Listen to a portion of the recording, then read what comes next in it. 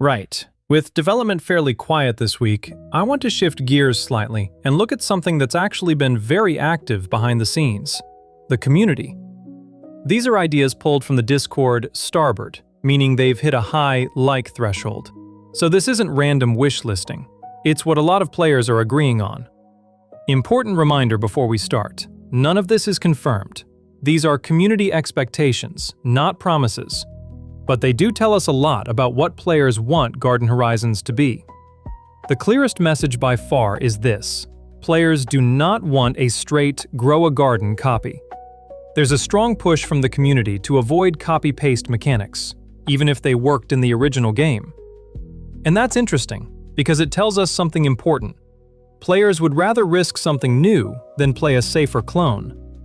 That doesn't mean familiar systems are bad, but the community seems to want them reimagined, not recycled. That's less of a suggestion and more of a warning. Another highly rated idea is about how you actually start the game. Instead of spawning in with a bunch of identical plots, players are suggesting you begin with a small piece of land and slowly expand it. New plots would cost more over time, forcing choice, strategy, and long-term planning. The big takeaway here isn't land size, it's ownership. Players want gardens that feel built, not handed out. That kind of progression tends to increase retention, but it's also harder to balance. This one's smaller on paper, but bigger in impact. The devs have mentioned NPCs having personalities, and players are really latching on to that.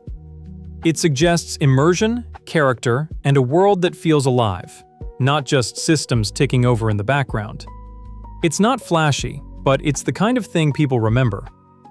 A lot of the most liked suggestions revolve around discovery, Easter eggs hidden in the map, star drop events where everyone races to find rare items, hidden islands with special merchants or black market traders. What's interesting is how none of these are about raw grinding. They're about moments, being in the right place at the right time. That's the stuff people clip, share, and talk about. There's also been an acknowledgement around pay-to-win concerns.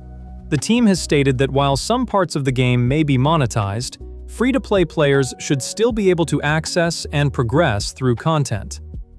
No deep dive needed here, just noting that they're clearly aware this is something the community's watching closely. Now, and this part matters, none of these ideas are confirmations.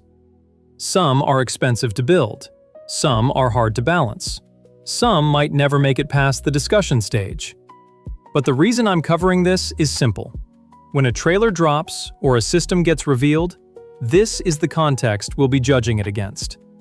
If you want to see which of these ideas actually show up and which ones quietly disappear, that's what this channel's for. No hype, no fake leaks, just tracking what's said, what's built, and what actually ships. So if that's your thing, you know what to do. That's it for the Community Pulse this week. If anything concrete drops, trailer, update, or announcement, we'll break it down properly. Until then, let me know in the comments which of these ideas you'd actually want to see in the game, and which ones sound good on paper but worry you in practice.